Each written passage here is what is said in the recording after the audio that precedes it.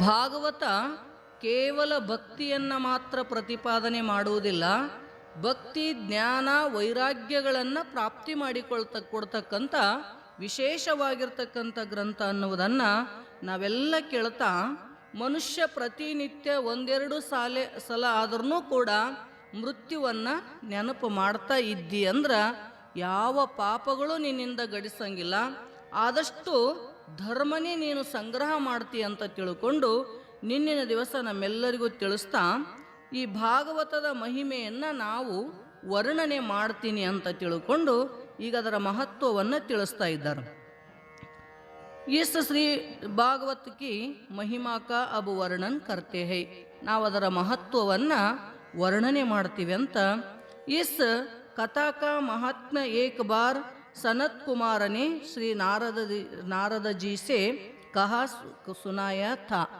ಈ ಭಾಗವತ ಕಥೆಯನ್ನು ಸನತ್ ಕುಮಾರ ಋಷಿಗಳು ಯಾರಿಗೆ ಹೇಳಿದ್ರು ಅಂದ್ರೆ ನಾರದ ಮಹರ್ಷಿಗೂ ಕೂಡ ಇದನ್ನು ಹೇಳ್ತಾ ಬಂದಿದ್ರು.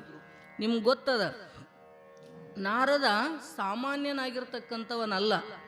ಅವನಿಗೆ 63 ವಿದ್ಯೆಗಳನ್ನು ಪರಿಪೂರ್ಣವಾಗಿ ಬಲ್ಲವನಿದ್ರೂ ಕೂಡ ಮನಸ್ಸಿಗೆ ಅಶಾಂತಿ ಆಗ್ಯದ, ದುಃಖ ಕಳ್ಕೋಬೇಕಂತ ಮತ್ತೆ 3 ದುಃಖಗಳು ಹೆಚ್ಚಾದವು ಅಂತ ಯಾವಾಗ ಸನತ್ ಕುಮಾರ ಹತ್ರ ಹೋಗ್ತಾನ, ಆವಾಗ ಸನತ್ ಕುಮಾರ ಋಷಿಗಳು ಅವನಿಗೆ ಆತ್ಮಜ್ಞಾನವನ್ನು ಮಾಡಿಕೊಟ್ರು. ಈ ಎಲ್ಲ ವಿದ್ಯೆಗಳಿಗೆ ಮೂಲವಾಗಿರ್ತಕ್ಕಂಥ ವಿದ್ಯೆಯನ್ನೇ ಕಲಿಯೋದು ಮರೆತಿದಿ, ಯಾವುದನ್ನು ಕಲಿಯುವುದರಿಂದ ಎಲ್ಲವನ್ನ ಕಲಿತಂತಾಗುತ್ತದೆಯೋ ಅಂಥದ್ದು ಒಂದು ಭೂಮಾ ವ್ಯಾಪಕವಾಗಿರ್ತಕ್ಕಂಥ ವಿದ್ಯೆ ಅದ, ಅದನ್ನು ನೀ ತಿಳ್ಕೊ ಅಂತ ಅವನಿಗೆ ಉಪದೇಶ ಮಾಡಿ ಆತ್ಮಜ್ಞಾನವನ್ನು ಮಾಡಿಕೊಟ್ರು ಅಂತ ನಾವು ಶಾಸ್ತ್ರದೊಳಗೆ ಚಿಂತನೆ ಮಾಡ್ತೀವಿ. ಅದರ ಈ ಭಾಗವತ ಕಥಾವನ್ನು ಕೂಡ ನಾರದ ಮಹರ್ಷಿಗಳು ಸನತ್ ಕುಮಾರರಿಗೆ ಹೇಳಿದರು ಅಂತ ಹೇಳ್ತಾರವ್ರು. महात्मा में ऐसा लिखा है कि बड़े बड़े ऋषि और देवता ब्रह्मलोक छोड़ के विशाल क्षेत्र में इस कथा को सुनने के लिए आए थे. ನೋಡ್ರಿ, ಈ ಕತೆ ಸಾಮಾನ್ಯವಾಗಿರ್ತಕ್ಕಂಥದ್ದಲ್ಲ ಅಂತ ಹೇಳ್ತಾರೆ ಅವ್ರು. ನಮಗೆ ಭಾಳ ಸರಳ ಅನ್ನಿಸ್ತದ ಅದು, ಆದ್ರೆ ಅವ್ರಂತಾರ ಇದು ಸಾಮಾನ್ಯವಾಗಿರ್ತಕ್ಕಂಥದ್ದಲ್ಲಪ್ಪ, ಇದನ್ನು ಕೇಳಬೇಕು ಅಂತ ತಿಳ್ಕೊಂಡು ದೊಡ್ಡ ದೊಡ್ಡ ಋಷಿ ಮುನಿಗಳು ಏನ್ರಿ ಎಲ್ಲಿರ್ತಕ್ಕಂಥವರವರು ಬ್ರಹ್ಮಲೋಕದಲ್ಲಿ ನಿತ್ಯವಾಸ ಮಾಡ್ತಕ್ಕಂಥ ಪುಣ್ಯಾತ್ಮ ಋಷಿಗಳು ಬ್ರಹ್ಮಲೋಕವನ್ನು ಬಿಟ್ಟು ಬಂದ್ರಂತ. ಎದರ ಸಲುವಾಗಿರಿ? ಇಂಥ ಪವಿತ್ರವಾಗಿರ್ತಕ್ಕಂಥ ಕಥೆಯನ್ನು ನಾವು ಶ್ರವಣ ಮಾಡಬೇಕು ಅಂತ ವಿಶಾಲವಾಗಿರ್ತಕ್ಕಂಥ ಕ್ಷೇತ್ರಕ್ಕೆ ಬಂದ್ರಂತ. ಅದು ಬದರಿ ಕ್ಷೇತ್ರ ಅಂತ ಕರೀತಾರೆ ಅದಕ್ಕೆ. ಅಲ್ಲಿಗೆ ಎಲ್ಲರೂ ಬ್ರಹ್ಮಲೋಕ ಬಿಟ್ಟುಕೊಟ್ಟು ಬಂದ್ರಂತ. ಅಂದ್ರೆ ಬ್ರಹ್ಮಾನಂದಕ್ಕಿಂತ ಶ್ರೇಷ್ಠವಾಗಿರ್ತಕ್ಕಂಥ ಆನಂದ ಈ ಕಥಾಶ್ರವಣದಲ್ಲಿ ಅದಂತ ತಿಳಿದಿರ್ತಕ್ಕಂಥ ಋಷಿಗಳು ಕೇಳಕ್ಕೆ ಬಂದಾರ. ಮತ್ತು ನಾವು ಬಂದೀವಿ ಅಂದ್ರೆ ನಾವು ಕೇಳ್ಬೇಕಂತ ಆಸಕ್ತಿಯಿಂದನೇ ಬಂದೀವಿ, ಹೌದಿಲ್ರಿ? ಇದರ ಮಹತ್ವ ಗೊತ್ತಿರಲಾರ್ದವರು ಇಲ್ಲಿ ಬರಂಗ ಇಲ್ಲ ಪಾಪ. ಅವರು ತಪ್ಪಲ್ಲ, ಅದರದ್ದು ಏನದಪ್ಪ ಶಕ್ತಿ, ಅದು ಏನನ್ನ ಪ್ರಾಪ್ತಿ ಮಾಡಿ ಕೊಡ್ತದಂತ ಅದ್ರ ಬಗ್ಗೆ ಪ್ರಯೋಜನಗಳು ನಮಗೆ ತಿಳಿದಿದ್ದು ಅಂದ್ರೆ ನಾವು ಕೂಡ ಇಲ್ಲಿ ಶ್ರವಣ ಮಾಡಕ್ಕೆ ಬರ್ತೀವಿ. ಅದಕ್ಕೆ ಅವರೆಲ್ಲ ಬ್ರಹ್ಮಲೋಕವನ್ನು ಬಿಟ್ಟುಕೊಟ್ಟು ಬಂದಿದ್ರು ಅಂತ ಹೇಳ್ತಾರವ್ರು. ವಿಶಾಲ ಕ್ಷೇತ್ರ ಮೇ ಇಸ್ ಕಥಾ ಸುನನೆ ಕೆ ಲಿಯೆ ಆಯೆ ಥೆ. ಇಸ್ ಕಥಾ ಮೇ ಜೋ ಆನಂದ ಮಿಲ್ತಾ ಹೈ ವಹ ಬ್ರಹ್ಮಾನಂದ ಸೇ ಭಿ ಶ್ರೇಷ್ಠ ಹೈ. ನೋಡ್ರಿ, ಇದೇನು ಭಕ್ತಿ ಪ್ರಧಾನವಾಗಿರ್ತಕ್ಕಂಥ ಭಾಗವತ ಕಥಾ ಅದ, ಇದು ಬ್ರಹ್ಮಾನಂದಕ್ಕಿಂತ ಶ್ರೇಷ್ಠವಾಗಿರ್ತಕ್ಕಂಥ ಆನಂದ ಇದರೊಳಗದ. ಅರ್ಥಾತ್ ಯೋಗಿ ತೋ ಕೇವಲ ಅಪನಾ ಹಿ ಉದ್ಧಾರ ಕರ್ತಾ ಹೈ. ಯೋಗಿಗಳು ಜ್ಞಾನಿಗಳು ಏನು ಮಾಡ್ಕೋತಾರಂದ್ರೆ ಶಾಸ್ತ್ರ ಚಿಂತನವನ್ನು ಮಾಡಿ ಮನನ ನಿಧಿಧ್ಯಾಸಗನೆಗಳ ದ್ವಾರ ತಮ್ಮ ಆತ್ಮ ಸಾಕ್ಷಾತ್ಕಾರವನ್ನು ಮಾಡಿಕೊಂಡು ತಾವು ಯಾವ ಉದ್ದೇಶಕ್ಕಾಗಿ ಭಗವಂತ ಈ ಮನುಷ್ಯ ಜನ್ಮ ಕೊಟ್ಟ ಅದರ ಸಾರ್ಥಕತೆಯನ್ನು ಮಾಡ್ಕೋತಾರೆ. ಯಾರ್ರೀ? ಯೋಗಿಗಳು. ಜಬ್ ಕಿ ಸತ್ಸಂಗಿ अपने साथ अपने संग में आए हुए सबका उद्धार करता है. ಆದರೆ ಇದು ಸತ್ಸಂಗ ಏನದಲ್ಲ.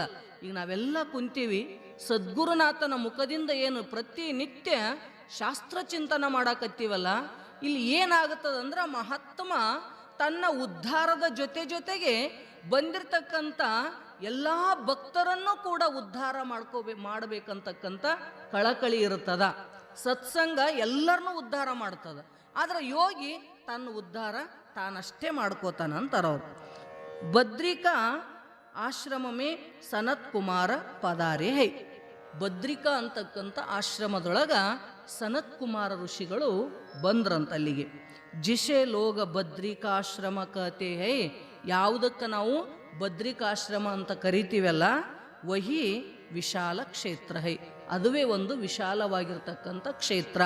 ಅದಕ್ಕೆ ಯಾಕೆ ವಿಶಾಲ ಕ್ಷೇತ್ರ ಅಂತ ಕರೆದ್ರು ಅನ್ನೋದನ್ನ ಮುಂದೆ ಅವರು ಬಹಳ ಚಂದ ಹೇಳ್ತಾರೆ ಇಲ್ಲಿ. ಸ್ಕಂದ ಪುರಾಣಮೇ ಕಥಾ ಆತಿ ಹೈಕಿ ಶ್ರೀ ಬದ್ರಿಕಾ ನಾರಾಯಣ ವಿಶಾಲ ರಾಜ ಕೇಲಿಯೇ ಪದಾರೇತಿ. ನೋಡ್ರಿ, ಇದಕ್ಕೆ ಯಾಕೆ ವಿಶಾಲ ಕ್ಷೇತ್ರ ಅಂತಾರ ಬದ್ರಿಕಾಶ್ರಮಕ್ಕೆ ಅಂತ ಕೇಳಿದ್ರ, ಅವರು ಬಹಳ ಚಂದ ಸ್ಕಂದ ಪುರಾಣದೊಳಗೆ ಬರ್ಕೊಂಡು ಬಂದ್ರು. ಅವ್ರು ಏನಂತ ಕೇಳಿದ್ರ, ಒಬ್ಬ ವಿಶಾಲ ರಾಜ ಇದ್ದಂತ, ಬಹಳ ಭಕ್ತಿವಂತ ಇದ್ದ. ಅವನ ಭಕ್ತಿಗಾಗಿ ಪರಮಾತ್ಮ ನಾರಾಯಣ ಎಲ್ಲಿಗೆ ಬಂದ ಅಂದ್ರೆ ಬದ್ರಿಕಾಶ್ರಮಕ್ಕೆ ಬಂದಿದ್ದಂತ. ಹೆಂಗ ಅವ್ರು ಹೇಳ್ತಾರ, ಪುಂಡಲೀಕ ಕೇಲಿಯೇ ವಿಠಲನಾಥ ಆಯೇತಿ. ಹೆಂಗ ಪುಂಡಲೀಕನ ಭಕ್ತಿಗೆ, ಎಂಥ ಭಕ್ತಿ, ಒಂದು ಮಾತೃಪಿತೃ ಭಕ್ತಿ. ಹೌದಿಲ್ರಿ? ಇವತ್ತು ನಾವು ಹೋಗ್ತೀವಿ ಎಲ್ಲಿಗೆ, ಪಂಡ್ರಾಪುರಕ್ಕೆ ಹೋಗ್ತೀವಲ್ಲ, ಮೊದಲು ಯಾರ ದರ್ಶನ ಆಗ್ತದ್ರಿ? ಎಲ್ಲಿ ಪುಂಡ್ಲಿಕ್ಕಿಂದೇ ದರ್ಶನ ಆಗ್ತದೆ, ಆಮೇಲೆ ವಿಠಲನ ದರ್ಶನ ಆಗ್ತದೆ. ಯಾಕಂತ ಕೇಳಿದ್ರ, ಅವನು ಮಾಡ್ತಕ್ಕಂಥ ಭಕ್ತಿಗಾಗಿ ಸ್ವತಃ ಪರಮಾತ್ಮ ವೈಕುಂಠವನ್ನು ಬಿಟ್ಟು ಬಂದಂತ. ಏನಾದ್ರೂ ಅವನಿಗೆ ಕೊಟ್ಟು ಹೋಗ್ಬೇಕಂತ ಬಂದ. ಏನು ಬೇಕಂದ್ರೆ ನನಗೇನು ಬೇಡ ಅಂದಂತ. ನೋಡಪ್ಪ, ನಿನ್ನ ಭಕ್ತಿ ಯಾವ ಭಕ್ತಿ? ಮಾತೃಭಕ್ತಿ, ಪಿತೃಭಕ್ತಿಗೆ ನಾ ಮನಸ್ಸು ಓದ್ತೀನಿ. ಏನು ಕೇಳ್ತಿ ಕೇಳಂದ್ರ, ನಿನ್ನ ಜೊತೆ ಮಾತಾಡಕ್ಕೆ ನನಗೆ ಟೈಮ್ ಇಲ್ಲ ಅಂತ. ನನಗೆ ನಮ್ಮ ತಂದೆ ತಾಯಿ ಸೇವಾ ಮಾಡೋದದ, ಈಗ ಟೈಮ್ ಇಲ್ಲ ಅಂದ. ಬಹಳತ್ತಾಯ್ತು, ನಿಂತ ಸಾಕಾಯ್ತು. ಕರೆದ ಅವಂದ, ನೋಡು ನಿಂದ್ರು, ಇನ್ನು ನಾನು ಪೂರ ಸೇವಾ ಮಾಡಿನೇ ಬರ್ತೀನಿ, ಅಲ್ಲಿ ತನಕ ನಾ ಬರಂಗಿಲ್ಲ ಅಂತ ಒಂದು ಇಟ್ಟಂಗಿ ಒಗದಂತ. ಕಾಲು ನೋಯಿಸ್ತಾವಂದ್ರ ನಿಂದ್ರು, ನಾ ಬರ್ತೀನಿ ಅಂತ. ಆ ಇಟ್ಟಂಗಿ ಮೇಲೆ ಇನ್ನೂ ತನ ನಿಂತಾನಂತ. ನೋಡ್ರಿ ನೀವು ಪಂಡ್ರಾಪುರಕ್ಕೆ ಹೋಗಿ, ಅದಿಲ್ರಿ, ಪರಮಾತ್ಮ ಭಕ್ತರ ಭಕ್ತಿಗಾಗಿ ಇಷ್ಟು ಸರಳ ಅದನಲ್ರಿ ಪರಮಾತ್ಮ. ಮನೆಯಾಗಿಂದ ಮಕ್ಕಳಕ್ಕಿಂತ ಸರಳ ಅದಾನ. ನಾವು ಕರೆದಿಲ್ಲ ಅವನ್ನ, ಹೌದಿಲ್ರಿ? ಕರೆದ್ರೆ ಗೊತ್ತಾಗ್ತದ. ಯಾವಾಗ ಪರಮಾತ್ಮನನ್ನ ಮನಸ್ಸಾಪೂರ್ವಕವಾಗಿ ಭಕ್ತಿಯಿಂದ ಕರೆದಿ ಅಂದ್ರೆ ಓ ಅಂತ ಬರ್ತಾನೆ ಅವನು. ನಮಗೆ ಕರೆಯೋಕ್ಕೆ ಬರಲಿಲ್ಲ, ನಾವು ಕರೀಲೇ ಇಲ್ಲ. ಪ್ರಪಂಚದೊಳಗೆ ಯಾರ್ಯಾರ್ದು ಆಶ್ರಯ ಪಡ್ಕೋತೀವಿ. ಯಾರಾದರೂ ನಮ್ಮ ಸಂಕಟವನ್ನು ಕಳೆದಾರಂತ ನಾವು ಮಂದಿಗೆ ಶರಣಾಗತ ಆಗೋದು ಗೊತ್ತೇ ವಿನಃ ಪರಮಾತ್ಮನಿಗೆ ಶರಣಾಗತ ಆಗೋದು ಗೊತ್ತೇ ಇಲ್ಲ. ಆದ್ರೆ ಪರಮಾತ್ಮ ನಿಜವಾಗಿರ್ತಕ್ಕಂಥ ಭಕ್ತ ನಿಷ್ಕಾಮವಾಗಿ ಮಾಡ್ತಿದ್ದ ಅಂದ್ರೆ ಅವನಿಂದ ತಾನೇ ಬರ್ತಾನಂತ. ಅಷ್ಟು ತಾಕತ್ತು ಭಕ್ತನ ಭಕ್ತಿ ಒಳಗದ ಅಂತ ಹೇಳ್ತಾರೆ. ಹೆಂಗ ವಿಠಲ ಯಾರ ಸಲುವಾಗಿ ಬಂದ ಅಂದ್ರೆ ಪುಂಡಲೀಕನ ಸಲುವಾಗಿ ವೈಕುಂಠವನ್ನ ಬಿಟ್ಟು ಬಂದ, ಹಂಗ ವಿಶಾಲ ರಾಜನ ಸಲುವಾಗಿ ಬದ್ರಿಕಾ ನಾರಾಯಣ ಏನು ಮಾಡಿದ ಅಂದ್ರೆ ಬದ್ರಿನಾಥ ಅಂತಕ್ಕಂಥ ಕ್ಷೇತ್ರಕ್ಕೆ ಬಂದ. ಅದಕ್ಕನೇ ವಿಶಾಲ ಕ್ಷೇತ್ರ ಅಂತ ಕರೆದ್ರಂತ. ಆ ರಾಜನ ಹೆಸರಿರೋದಕ್ಕೆ. ಜಿಸ್ ಭಕ್ತ ಕೇಲಿಯೇ ಭಗವಾನ್ ಆಯೇ ವಹ ಧನ್ಯ ಹೈ. ನೋಡಿ, ಯಾವ ಭಕ್ತನ ಸಲುವಾಗಿ ಪರಮಾತ್ಮ ಬರ್ತಾನಂದ್ರೆ ಅವ ಸಾಮಾನ್ಯದನೇನ್ರಿ? ಎಷ್ಟು ಪುಣ್ಯಾತ್ಮ ಇರ್ಬೇಕ್ರಿ ಅವನು. ದೇವರನ್ನ ಭೂಮಿಗೆ ಕರೆಸ್ಕೊಳ್ತಕ್ಕಂಥ ತಾಕತ್ತು ಎಲ್ಲರಿಗೂ ಬರಂಗಿಲ್ಲದು. ಒಬ್ಬ ನಿಜವಾಗಿರ್ತಕ್ಕಂಥ ಭಕ್ತನಿಗೆ ಮಾತ್ರ ಸಾಧ್ಯ ಆಗುತ್ತದೆ. ಶಿಲಾದೊಳಗಿರ್ತಕ್ಕಂಥ ಭಗವಂತ ಪ್ರಕಟ ರೂಪದೊಳಗೆ ಬಂದು ಮುಂದೆ ಮಾತಾಡ್ಬೇಕಲ್ರಿ, ಹೌದಿಲ್ರಿ? ಎಷ್ಟು ಪುಣ್ಯಾತ್ಮನ ಹೃದಯಕ್ಕೆ ಅವನು ಬಂದಾನ ಅಂತ ಕೇಳಿದ್ರ ಸಾಮಾನ್ಯ ಪುಣ್ಯ ಇಲ್ಲ. ಅವನು ಪುಂಡಲೀಕನಂತ ಪಾಪಿನೇ ಯಾರು ಇದ್ದಿದ್ದಿಲ್ಲ ಕರೆ. ಆದ್ರೆ ಯಾವಾಗ ಅವನಿಗೆ ತಂದೆ ತಾಯಿ ಸೇವಾ ಮಾಡಿದರೆ ಇವನಿಗೆ ಸಾರ್ಥಕ ಅನ್ನುವಂಥ ಒಂದು ಘಟನೆ, ಬಹಳ ದೊಡ್ಡ ಕತೆ ಬರ್ತದದು. ಅವ ತಿಳಿದ ಬಳಿಕ ಅರುವಾತ ಅವನಿಗೆ. ಅರುತು ಏನು ಮಾಡಿದ ಅಂದ್ರೆ ಸೇವಾ ಮಾಡಕ್ಕೆ ಪ್ರಾರಂಭ ಮಾಡಿದ. ತಿಳಿಲಾರ್ದ ಮನುಷ್ಯ ಎಷ್ಟೋ ತಪ್ಪುಗಳನ್ನು ಮಾಡ್ತಾನ, ಮಾಡಲಿ. ತಿಳಿದ ಬಳಿಕ ಮಾಡಬೇಡ ಅಂತಾರ ಅವರು. ತಿಳಿಲಾರ್ದೆ ಏನೋ ಆಗಿರ್ತಾವು, ಆದರೂ ಗೊತ್ತಿತ್ತು ಮಾಡ್ತೀಯಲ್ಲ, ಆ ಪಾಪಕ್ಕೆ ಪರಿಹಾರ ಇರಂಗಿಲ್ಲ. ಅದನ್ನು ಭೋಗಿಸಿನೇ ತೀರಬೇಕಾಗ್ತದ. ಅದಕ್ಕೆ ಬಹಳ ಎಚ್ಚರದಿಂದ ಪರಮಾತ್ಮನ ಭಕ್ತಿ ಮಾಡು. ಶಾಸ್ತ್ರ ಹೇಳ್ತಾವು, ಭಕ್ತಿಗೆ ಭಗವಂತ ಬದ್ಧಿತ ಆಗೇ ತೀರ್ತಾನ. ಎಷ್ಟೋ ಮಂದಿ ನಾವು ಇತಿಹಾಸಗಳನ್ನು ನೋಡ್ತೀವಿ. ಸಿದ್ಧಾರೂಢಪ್ಪನ ಚರಿತ್ರೆ ತುಂಬೆಲ್ಲ ನೋಡ್ತಿರಿಲ್ಲ. ಯಾವಾಗ ಕರೆದಾರ ಭಕ್ತರವಾಗ ಓಡಿ ಹೋಗೇನಿ. ಎಷ್ಟು ಸರಳದನ ಪರಮಾತ್ಮ. ಕರೆದ್ರೆ ನಿಮ್ಮ ಮಕ್ಕಳು ಬರ್ತಾವೇನು? ನಿಂದ್ರು ಅಂತವು, ತಡಿ ಅಂತಾರ. ಆದ್ರೆ ಪರಮಾತ್ಮ ಹೃದಯದಿಂದ ಕರೆದಿರ್ತಕ್ಕಂಥ ಕೂಗಿಗೆ ತಕ್ಷಣದೊಳಗೆ ಪ್ರಕಟ ಆಗುತ್ತಾನ. ಆ ಶಕ್ತಿ ಭಕ್ತನೊಳಗಿರ್ತದಂತ ತಿಳ್ಕೊಂಡನೆ ಯಾವ ಭಕ್ತ ಕರೆದ ತಕ್ಷಣನೇ ಪರಮಾತ್ಮ ಬರ್ತಾನ, ಅವನ ಜೀವನ ಧನ್ಯ ಆಯಿತಂತ ತಿಳ್ಕೊರಿ ಅಂತಾರವರು. ಬದ್ರಿನಾರಾಯಣಜಿ ತಪ ಧ್ಯಾನಕ ಆದರ್ಶ ಜಗತ್ ಕೋ ಬತಾತೆ ಹೈ. ಪರಮಾತ್ಮ ಬದ್ರಿನಾಥ ಏನು ಮಾಡಾಕತ್ತಿದ ಅಂದ್ರೆ ಈ ಜಗತ್ತಿಗೆ ಉಪದೇಶವನ್ನ ಮಾಡಲಿಕ್ಕೆ ಬಂದವ. ಏನನ್ನ ಉಪದೇಶ ಮಾಡಕ್ಕೆ ಬಂದ ಅಂತ ಕೇಳಿದ್ರ ತಪಸ್ಸು. ಮನುಷ್ಯನಾಗಿರ್ತಕ್ಕಂಥವನು ತಪಸ್ಸನ್ನ ಮಾಡಲೇಬೇಕು. ತಿಳಿತಿಲ್ರಿ? ತಪಸ್ಸಿಗಾಗಿನೇ ಪರಮಾತ್ಮ ನಿನಗ 3 ಕರಣಗಳನ್ನು ಕೊಟ್ಟ. ಅದಕ್ಕೆ ಮಾಡಲಿಲ್ಲವೇ ತಪವ, ಮಾಡಲಿಲ್ಲವೇ ಕೂಡಿ ಸುಗುಣದೊಡನೆ ತಿಳಿದು ನೋಡಿ ತ್ರಿವಿಧ ಕರಣದಲ್ಲಿ, ಮಾಡಲಿಲ್ಲವೇ ಅಂತ ಕೇಳ್ತಾರೆ ನಿಜಗೊಂಡ್ರು.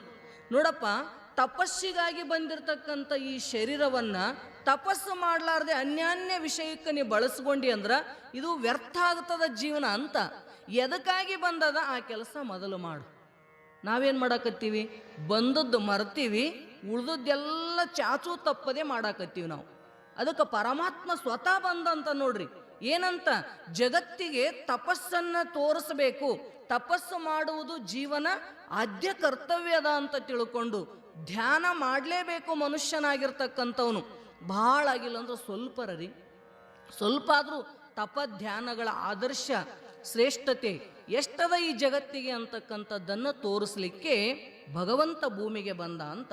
ವೇ ಕಹತೆ ಐಕಿ ಮೈ ಈಶ್ವರ ಹೂ.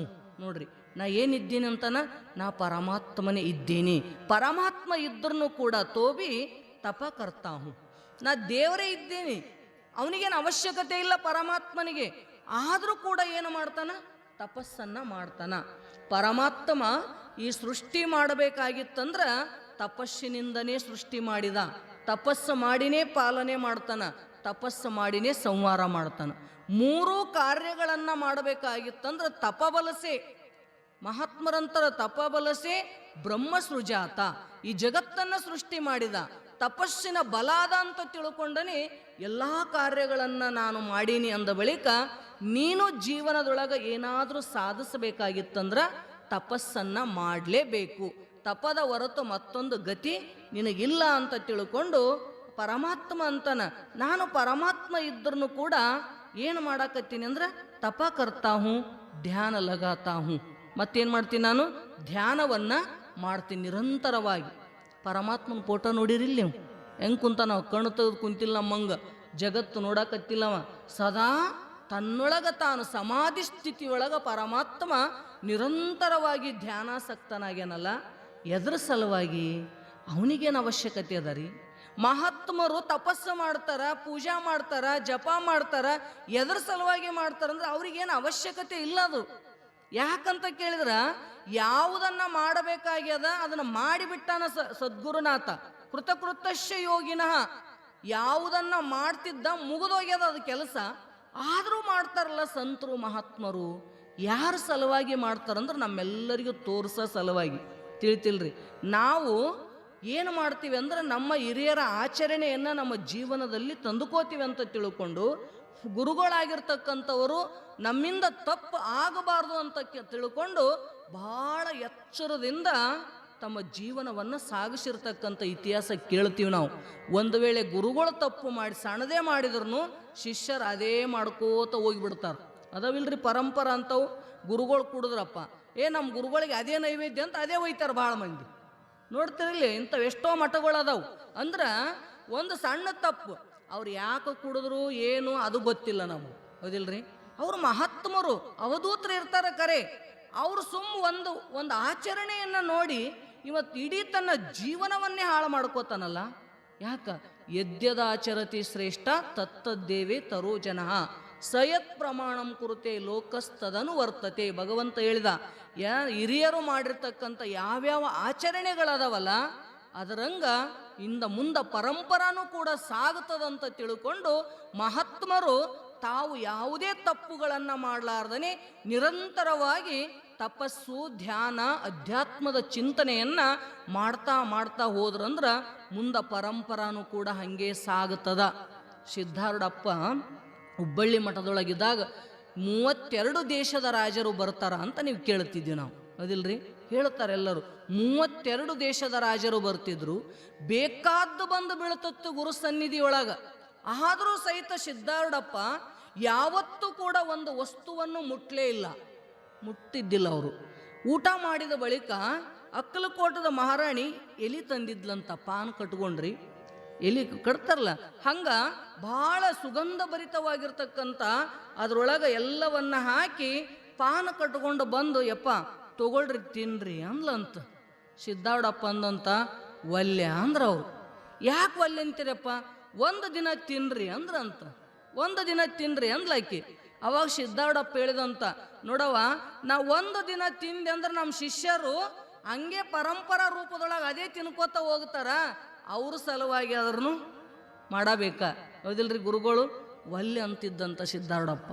ಮತ್ತು 3 ತಿಂಗಳ ಬ್ಯಾಸಿಗ್ಯಾಗ ನಿರಂತರ ಹೋಳಿಗೆ ಸ್ವೀಕರಣೆ ಇದ್ದರ್ನು ಕಂತಿ ಭಿಕ್ಷೆ ರೊಟ್ಟಿನೇ ಊಟ ಮಾಡ್ತಿದ್ದಂತ, ಎಂದು ಹೋಳಿಗೆ ಊಟ ಮಾಡ್ತಿದ್ದಿಲ್ಲ ಸಿದ್ಧಾರೂಢಪ್ಪ. ಅದಕ್ಕೆ ರೊಟ್ಟಿ ಪುಂಡಿ ಪಲ್ಯ ಅಂದ್ರೆ ಭಾಳ ಪ್ರೀತಿ ಸಿದ್ಧಾರೂಢಗಂತ ಅದನ್ನೇ ಭಾಳ ಮಂದಿ ನೈವೇದ್ಯ ಮಾಡ್ತಾರೆ. ಯಾಕಂದ್ರೆ ನಾವು ಮಾಡಿರ್ತಕ್ಕಂಥದ್ದನ್ನು ಮುಂದೆ ಸಾಧಕ ಜನ ಎಲ್ಲ ಕೂಡ ಅದರಂಗೆ ಆಚರಣೆ ಮಾಡ್ತಾರ ಅಂತ ತಿಳ್ಕೊಂಡು ಗುರುಗಳಾಗಿರ್ತಕ್ಕಂಥವ್ರು, ಪರಮಾತ್ಮನಾಗಿರ್ತಕ್ಕಂಥವನು ಸ್ವತಃ ತಾವೇ ತಮ್ಮನ್ನ ತಪಸ್ಸಿನೊಳಗೆ ತೊಡಗಿಸಿರ್ತಕ್ಕಂಥ ಎಷ್ಟೋ ಇತಿಹಾಸಗಳನ್ನು ನಾವು ನೋಡ್ತೀವಿ. ಅಂದ ಬಳಿಕ ಪರಮಾತ್ಮ ಅಂತಾನ, ಅವನಿಗೆ ಅವಶ್ಯಕತೆ ಇಲ್ಲ, ಧ್ಯಾನದ್ದು ಅವಶ್ಯಕತೆ ಇಲ್ಲ, ತಪಸ್ಸಿನ ಅವಶ್ಯಕತೆ ಇಲ್ಲ ಅಂದರೂ ಕೂಡ ನಮ್ಮ ಸಲುವಾಗಿ. ಅದಕ್ಕೆ ಮುಂದೆ ಉದಾಹರಣೆ ಹೇಳ್ತಾರ ಅವರು. ಯಾಕೆ ಮಾಡ್ತಾನ ಪರಮಾತ್ಮ ಅಂದ್ರೆ ಭಾಳ ಚಂದ ಹೇಳ್ತಾರ ಅವರು. ಧ್ಯಾನ ಲಗಾತಾ ಹೂँ, ತಪಶ್ಚರ್ಯ ಬಿ ಬಿನಾ ಶಾಂತಿ ನಹಿ ಮಿಲ್ತಿ. ತಪಶ್ಚರ್ಯ ಇರಲಾರ್ದನೆ ಮನುಷ್ಯನಿಗೆ ಮಾತ್ರ ಶಾಂತಿ ಅಂತಕ್ಕಂಥದ್ದು ದೊರೆಯಲಿಕ್ಕೆ ಸಾಧ್ಯನೇ ಇಲ್ಲ. ಜೀವ ಕಠಿಣ ತಪಶ್ಚರ್ಯ ನಹಿ ಕರ್ಸಕ್ತಾ. ಜೀವನಾಗಿರ್ತಕ್ಕಂಥವನು ಕಠಿಣವಾಗಿರ್ತಕ್ಕಂಥ ತಪಸ್ಸನ್ನು ಮಾಡಬೇಕು, ಕರೆ ಇವನಿಗೆ ಮಾಡೋಕ್ಕಾಗಂಗಿಲ್ಲ. ತ್ರಾಸಾಗಬಾರ್ದು, ನಮಗೆ ಜಲ್ದಿ ದೇವರು ಸಿಗಬೇಕಂತೀವಿ, ನಾವು ಕಷ್ಟ ಇರಲಾರ್ದೆ ಸುಖ ಅನುಭವಿಸ್ಬೇಕಂತೀವಿ. ಸಾಧ್ಯ ಅದ ಏನದು? ಸಾಧ್ಯ ಆಗಂಗಿಲ್ಲ. ಯಾವತ್ತೂ ಕಠಿಣವಾಗಿರ್ತಕ್ಕಂಥ ತಪಸ್ಸನ್ನು ಮಾಡಕ್ಕೆ ಒಲ್ಲೆ ಅಂತಾನ ಜೀವ. ಅತ ಶ್ರೀ ಭಗವಾನ್ ಆದರ್ಶ ಬತಾತೆ ಹೈ. ಆದ್ದರಿಂದ ಪರಮಾತ್ಮ ಆ ತಪಸ್ಸಿನ ಆದರ್ಶವನ್ನು ನಮ್ಮೆಲ್ಲರಿಗೂ ಹೇಳ್ತಾನೆ. ಯಾಕಂತ ಕೇಳಿದ್ರ, ಬಾಲಕ ಜಬ್ ದವಾಯಿ ನಹಿ ಖಾತಾ ತೋ ಮಾತಾ ಸ್ವಯಂ ಉಷೆ ಕಾಕರ್ ದಿಕಾತಿ ಹೈ. ಹೆಂಗ ತಾಯಿ ಸಣ್ಣ ಕೂಸಿರ್ತದ, ಆರಾಮ್ ತಪ್ಪಿರ್ತದ, ಔಷಧ ತಂದು ಕೊಟ್ಟಿರ್ತಾರ, ತಗೊಂಬರ್ತಾರ. ಅದನ್ನು ಕುಡಿ ಅಂತಂದ್ರೆ ಅದು ಕುಡಿಯಂಗಿಲ್ಲ. ಗುಳಿಗೆ ನುಂಗ್ ಅಂತಾಳ ತಾಯಿ, ನುಂಗಂಗಿಲ್ಲ. ಹೌದಿಲ್ರಿ? ಒಲ್ಲೆ ಅಂತಿರ್ತದದು. ಆದರೂ ಕೂಡ ಮಗನಿಗೆ ಎಲ್ಲಿ ಪರ್ಯಂತರವಾಗಿ ಔಷಧ ಒಳಗೆ ಹೋಗಂಗಿಲ್ಲ, ಅಲ್ಲಿ ತನಕ ಅದಕ್ಕೆ ಆರೋಗ್ಯ ಸಿಗಲಿಕ್ಕೆ ಸಾಧ್ಯ ಇಲ್ಲ. ಏನು ಮಾಡ್ತಾಳ ತಾಯಿ? ಆ ಮಗುವಿನ ಮುಂದೆ ಕುಂದಿರ್ಸ್ಕೊಂಡು, ನೋಡು ನಾ ತಿನ್ನಕತ್ತೀನಿಲ್ಲ, ನಾ ತಿಂತೀನಿ ನೋಡು ಅಂತ ತಿಂತಾಳ ಆಕಿಗೆ ಆರಾಮ್ ತಪ್ಪ್ಯದೇನು? ಆರಾಮ್ ಯಾರಿಗೆ ತಪ್ಪ್ಯದ? ಕೂಸಿಗೆ ಆರಾಮ್ ತಪ್ಪ್ಯದ. ಆದರೂ ಕೂಡ ಆ ಕೂಸು ತಿನ್ವಲ್ತಲ್ಲ ಅಂತ ತಿಳ್ಕೊಂಡು ಹೆಂಗ ಕೂಸಿಗೆ ತಿನ್ನಿಸುವ ಸಲುವಾಗಿ ತಾಯಿ ಸ್ವತಃ ತಾನೇ ಔಷಧವನ್ನು ತಿಂತಾಳಲ್ಲ. ಜಿಸಸೆ ಬಾಲಕ ಸಮಜೇಕಿ ದವಾಯಿ ಬಿ ಏಕ್ ಕಾನೇಕಿ ವಸ್ತು ಹೈ. ಅವಾಗ ಅದು ಕೂಸು ತಿಳ್ಕೊತದ, ಇದು ಏನದ ಆ ಔಷಧ, ಇದು ತಿನ್ನ ವಸ್ತು ಇರಬೇಕು ಅಂತ ಅವಾಗ ತಿನ್ನಕ್ಕೆ ಚಾಲೂ ಮಾಡ್ತದ. ಅದು ಹೌದಿಲ್ರಿ? ಔಷಧ ತಗೊಳ್ತದ. ಎಲ್ಲಿ ಪರ್ಯಂತರ ತಾಯಿ ತಿಂದು ತೋರಿಸ್ಲಿಲ್ಲ, ಮಗು ತಿನ್ನಕ್ಕೆ ಸಾಧ್ಯನೇ ಇಲ್ಲ. ಅದು ಅಂಜುತ್ತದ. ಅದಕ್ಕೆ ಏನು ಮಾಡ್ತಾಳೆ ತಾಯಿ? ಮಗನ ಸಲುವಾಗಿ ತಾನಾದರೂ ಕೂಡ ಹೆಂಗೆ ಔಷಧವನ್ನು ತಗೋತಾರಲ್ಲ, ವೈಸೇತೋ ಮಾತಾಕೋ ದವಾಯಿ ಕಾನೇಕಿ ಕೋಯಿ ಜರೂರತ್ ನೈ. ಆ ತಾಯಿಗೆ ಆ ಔಷಧವನ್ನು ತಿನ್ನುವ ಅವಶ್ಯಕತೆ ಇಲ್ಲ, ಕರೆ ಮಗನ ಸಲುವಾಗಿ ಹೆಂಗೆ ತಗೋತಾಳಲ್ಲ.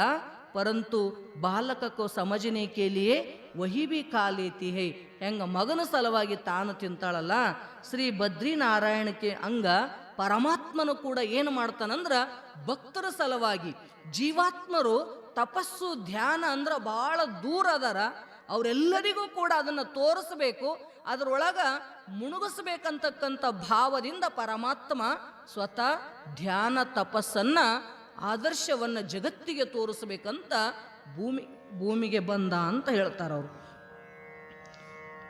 ಶ್ರೀ बद्रीनारायण के मंदिर में लक्ष्मी जी की मूर्ति मंदिर के बाहर है. ನೋಡ್ರಿ ನೀವು, ಆ ಬದ್ರಿನಾರಾಯಣನ ಮಂದಿರದೊಳಗೆ ಲಕ್ಷ್ಮೀದು ಏನದ ಅಂದ್ರೆ ಮೂರ್ತಿ ಹೊರಗಡೆ ಅದ ಅಂತ. ಯಾರು ಬದ್ರಿನಾಥಗೆ ಹೋಗಿರ್ತೀರಿ ಅಲ್ಲಿ ಗೊತ್ತಾಗ್ತದೆ. ಅವನು ಮಂದಿರದೊಳಗೆ ಎಲ್ಲ ದೇವರು ಅದ ಅಂದ್ರೆ ಆ ಭಗವತಿನೂ ಕೂಡ ಮಗ್ಲೇ ಇರ್ತಾಳೆ, ಹೌದಿಲ್ರಿ? ಪರಮಾತ್ಮ ಅದನ್ನು ಪಾರ್ವತಿ ಇರ್ತಾಳ, ವಿಷ್ಣು ಅದನ್ನು ಲಕ್ಷ್ಮಿ ಇರ್ತಾಳ, ಹಿಂಗೆ ಜೋಡಿ ಜೋಡಿ ಇರ್ತಕ್ಕಂಥದ್ದು ನೋಡ್ತಿರ್ತೀವಿ ನಾವು.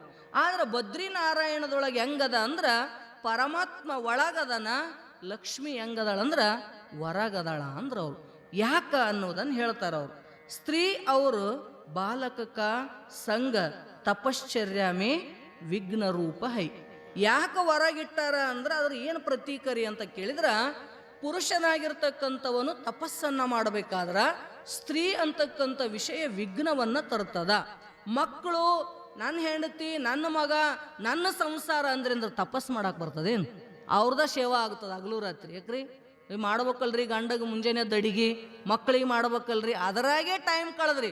ತಪಸ್ಸಿಗೆ ಟೈಮ್ ಅದ ಎಲ್ಲಿ ಆಗ್ತದ್ರಿ? ನಮ್ಮ ಮಾಡಾಕಂತಾರ ಇವ್ರು. ನಿಮ್ದೇನು ಕೆಲಸ ಅದ? ಹೋಗ್ಬೇಕಲ್ರಿ ಹೊಲಕ್ಕೆ, ದುಡ್ದು ಹಾಕ್ಬೇಕು ಅವ್ರ ಸಲುವಾಗಿ, ಹೌದಿಲ್ರಿ? ಎಲ್ಲರಿಗೂ ಅವ್ರವ್ರದೇ ಆಗಿರ್ತಕ್ಕಂಥ ಕೆಲಸ ಇರ್ತಾವು. ಮಹಾತ್ಮರಂತಾರ, ಸ್ತ್ರೀಗೆ ಪುರುಷ ವಿಘ್ನ, ಪುರುಷನಿಗೆ ಸ್ತ್ರೀ ವಿಘ್ನ. ತಪಸ್ಸು ಮಾಡುವಾಗ ವಿಘ್ನಗಳು ಬಹಳ ಬರ್ತಿರ್ತಾವು. ನೋಡಿರಿ ನೀವು ದೇವಿ ಪುರಾಣ ಮೊದಲಾಗಿರ್ತಕ್ಕಂಥವುಗಳಲ್ಲಿ ನೋಡ್ತೀರಿ. ಯಾವಾಗ ತಪಸ್ಸು ಮಾಡಬೇಕಂತ ಕುಂತ್ರು ಅಂದ್ರ ಏನು ಮಾಡ್ತಾನೆ ಇಂದ್ರ? ಮೊದಲು ಅಪ್ಸರಾ ಸ್ತ್ರೀಯರನ್ನ ಕಳಿಸೇ ಬಿಡ್ತಾನ, ಹೌದಿಲ್ರಿ? ಎಷ್ಟು ದೊಡ್ಡ ವಿಘ್ನ ಅದು.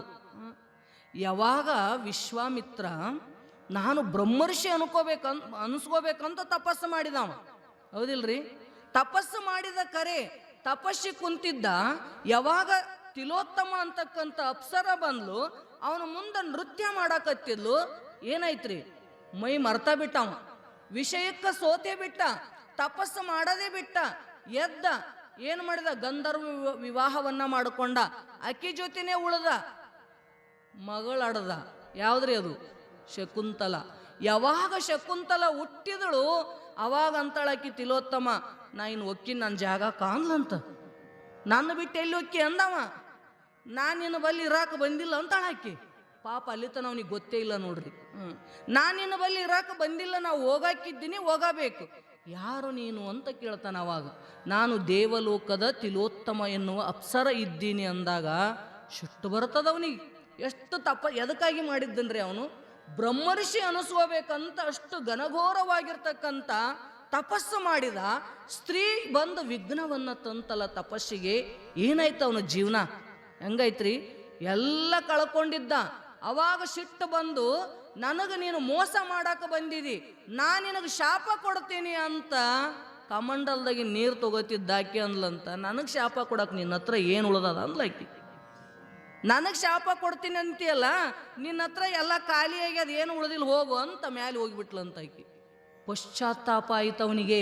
ಪಶ್ಚಾತ್ತಾಪ ಆಗಿ ನಾ ಎಂಥ ತಪ್ಪು ಕೆಲಸ ಮಾಡಿಬಿಟ್ಟೆ, ನಾ ಸ್ತ್ರೀಗೆ ಮೋಹಕ್ಕೆ ಒಳಗಾಗಿ ಬಿಟ್ಟೆಲ್ಲ ಅಂತ ತಿಳ್ಕೊಂಡು ಪುನಃ ಶಕುಂತಲೆಯನ್ನ ಅಲ್ಲಿ ಬಿಟ್ಟು ತಪಸ್ಸನ್ನ ಮಾಡಿದ. ಮತ್ತೆ ಬಿದ್ದ, ಮತ್ತೆ ಎದ್ದ. ಒಟ್ಟು ಬ್ರಹ್ಮರ್ಷಿ ಅನಿಸಿಕೊಳ್ಳಬೇಕು ಅಂತಕ್ಕಂಥ ಹಠದಿಂದ 3 ಸಲ ಎದ್ದು ಬಿದ್ದು ತಪಸ್ಸನ್ನ ಮಾಡಿ ಸಾಧನೆಯನ್ನ ಮಾಡಿದ ಅಂತ ನಾವು ಕೇಳ್ತೀವಿ. ಇಂಥ ಎಷ್ಟೋ ದೃಷ್ಟಾಂತಗಳನ್ನು ನಾವು ಕೇಳ್ತೀವಲ್ಲ. ಅದಕ್ಕೆ ಮಹಾತ್ಮರಂತಾರಪ್ಪ, ತಪಶ್ಚರ್ಯ ಮಾಡಬೇಕಾದ್ರ ವಿಷಯಗಳು, ಸ್ತ್ರೀ ಪುತ್ರ ಅಂತಕ್ಕಂಥ ಈ ವಿಷಯಗಳು ಏನು ಮಾಡ್ತಾವಂದ್ರ ವಿಘ್ನವನ್ನ ತಂದು ಒಡ್ಡುತ್ತಾವಂತ ತಿಳ್ಕೊಂಡು ಆ ಮಂದಿರದ ಹೊರಗ ಲಕ್ಷ್ಮಿ ನಿಂದರ್ಸ್ಯಾರ. ಅದೊಂದು ಪ್ರತೀಕವಾಗಿ ಹೇಳ್ತಾರ ಅವರು.